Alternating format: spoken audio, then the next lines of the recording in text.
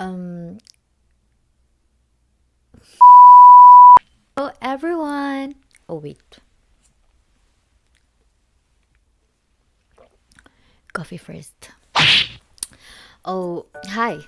Hello everyone.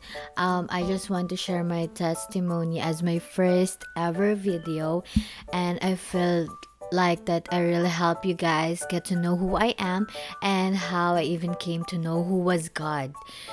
And I feel so blessed today and a little bit nervous because honestly speaking, I don't really good at speaking at public or communicate properly or even speak English fluently. Yes, but this is all I want and walang makakapigil sa akin. Um, because this is my heart desire and I think this is God's will for me. The Lord has put in my heart to do this testimony for so long. Yes, matagal ko pong tinago tong testimony na to because I always have no confidence in sharing my life testimony because I felt like it's not a strong like other testimony, or I always felt a lot of shame or takot po talaga akong ma-judge. And sa lahat po ng hindi nakakakilala sa akin, ako po talaga ay iyakin. Opo. Konting bagay lang or konting salita lang, sobrang sensitive ko po, sobrang iiyak na po ako agad. Mararamdaman ko na po agad yung sakit sa dibdib ko. But now that I'm with him, but now that I know him, uh, sobrang strong ko na po. Sobrang strong ko na po. Anyway, I hope you guys enjoy this video, and if you make sure, please share it, like it, and comment. And I will be happy to respond to you all guys' messages, and I will appreciate it as that is will support my channel. And let's get right to this video.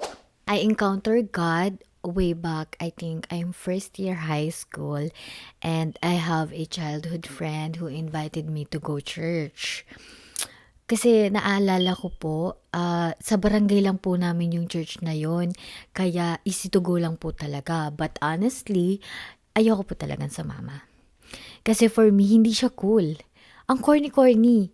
And that time, makasalanan na po ako kasi simula po nung naghiwalay si mama at si papa, nagrebelde na po ako.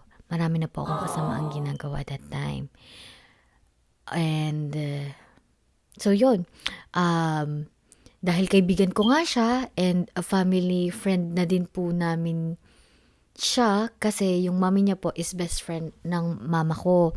Kaya sumama po ako. Kasi parang that time po may event po sila. Kaya sumama po ako. And then, syempre, pagpasok po doon sa church, pa-cute lang ako, paganda lang, ganyan. Kasi, iwas nga po ako, 'di ba? And that time po, hindi ko pa po talaga siya naiintindihan. Wala po akong naiintindihan kasi inaantok po ako. Yes, inaantok po ako sa church. Kasi nakakaantok naman po talaga, aminin niyo, ganyan din kayo pagka nag-church kayo or nagsisimba kayo.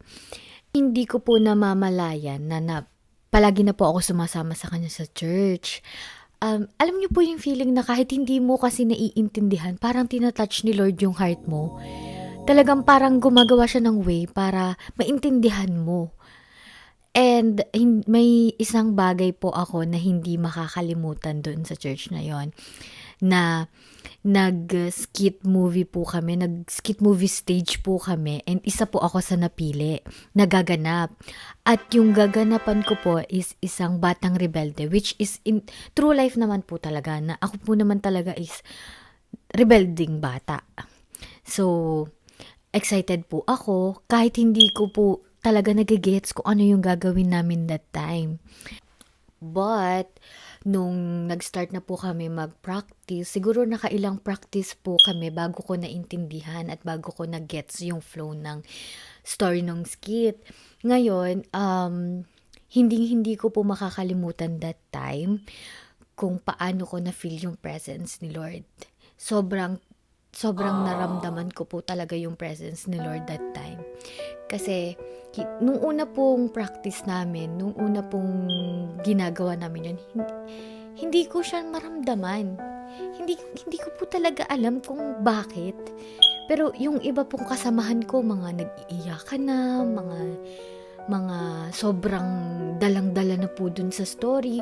Pero ako po, hindi ko po talaga siya maintindihan. Pero one time po, na nag-practice kami, sobrang iyak na iyak po talaga ako. As in, sobrang yung heart ko po, parang wakan niya yung heart ko that time. Kasi yung story po ng skit namin is kung paano po pinagbayaran ni Lord yung mga kasalanang nagawa ko, nagawa ng mga tao, nagawa nating lahat, is pinagbayaran niya. And pinakita po doon kung paano siya pinahirapan at hinusgahan ng mga tao. And pinakita po doon kung paano siya ipinako sa krus. Kaya po, hindi ko makakalimutan yung araw na yon, kasi doon ko po siya naramdaman. Doon ko po na-feel yung presence niya. And doon ko po siya nakilala. And after that po, napalipat po ako ng church, which is kasama ko na po yung ate ko. And naaalala ko po noon, palagi po kaming merong youth camps, meron po kaming mga worship event. Kung hindi niyo po na itatanong, favorite ko po ang mag-worship kay Lord. Kasi every time po na nag-worship ako sa Kanya, pakaramdam ko po, nawawala lahat ng aking problema. And palaging parang pakiramdam ko po, yakap-yakap niya ako. Kaya palaging pagka mag-worship, talagang yun po talaga yung pinaka-inaabangan ko sa lahat. Naalala ko pa po noon, isa po ako sa napili na magturo sa mga bata sa bawat barangay ng Bible study po. Hindi ko po lubos maisip na ako po ay mapipili dahil parang pakiramdam ko po is hindi ko po deserve. Pero dahil nga po walang imposible sa Panginoon, so ayun po, sobrang blessed po ako that time kasi binigyan niyo po ako ng pagkakataon na makapag bahagi sa mga bata. But suddenly, guys, when I was in college, eto na yon. Unti-unti po akong napalayo kay Lord. Kasi po, napabarkada, naging palainom po ako, and worse, nagsusmoke po ako that time. I was a party girl, and I was dirty, I was trash, and worst, I got pregnant early. My world was so dark at that time. I started asking Him, why happening in my life? Do I still have a purpose in this world? Kasi, Lord, ang dami ko pa pong pangarap. Ang dami ko pong pangarap para sa sarili ko, para sa pamilya ko. Pero bakit po nangyari to? Bakit ako nagtatanong? Pasaway nga ako, di ba? Until we decided to have a ultrasound kasi sobrang curious ako. Sobrang gusto kong makita yung baby sa tiyan ko. Alam niyo kung ano yung sinasabi ko. Sa lahat ng mga first time mom dyan, hindi natin ma-explain yung pakiramdam. And yes, that time, biglang nagkaroon ng kulay ang mundo ko. Kasi, yung anak ko pala yung blessing sa buhay ko na hindi ko kayang mawala. Yung anak ko pala ang magbibigay ng purpose sa buhay ko. Yung anak ko pala ang magbabago ng buhay ko. Anyway, I was married to Sia's father, but our marriage is failed. Maybe because he's not leading, and I'm not helping, we became competitors. Instead, we complement each other. But that's life.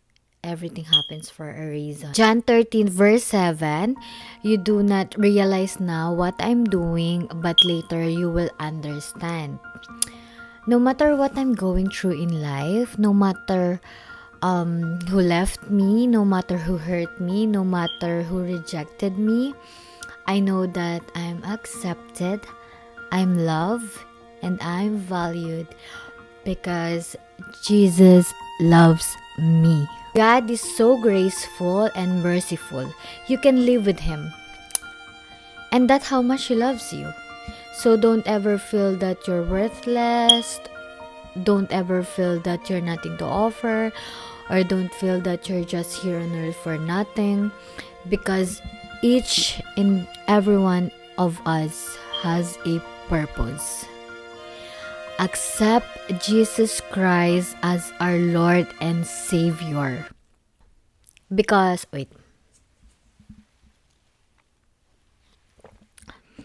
you know why? Because I'm here sa bansang hindi ko pinangarap. Pero dahil ito yung plano ni Lord sa akin, ito yung will ni Lord sa akin, dito niya ka dinala. Na-experience nyo na ba yung may mga bagay tayong gusto pero hindi nangyayari? Alam nyo ba kung bakit? Kasi sometimes, God will destroy our plans when He sees that our plans were going to destroy us. Yung mga plano mo na hindi matuloy-tuloy is hindi talaga mangyayari kasi alam ni Lord na ikakasira mo yan. Nagigets nyo ba? Kung ano man yung mga napagdaanan natin sa nakaraan, it's all in the past. God can save you now. He needs me, He needs you, He needs all of us to come with Him. Because if He can work in our lives, if we're not with Him, if you will not understand who He is, you will never appreciate what He does. Everyone, guys, every one of us, God is calling to have a relationship with Him. And nasa sa atin na lang yun, how we will ready to draw ourselves to know God. Anyway, guys, I had so much fun sharing with you, and I hope na marami din kayong na-realize in life katulad ko, and I hope that in my next episode I can inspire you even more, and I will always bring light to others. And please, guys, subscribe, like, share, and comment. And yun, thank you so much, guys. Bye!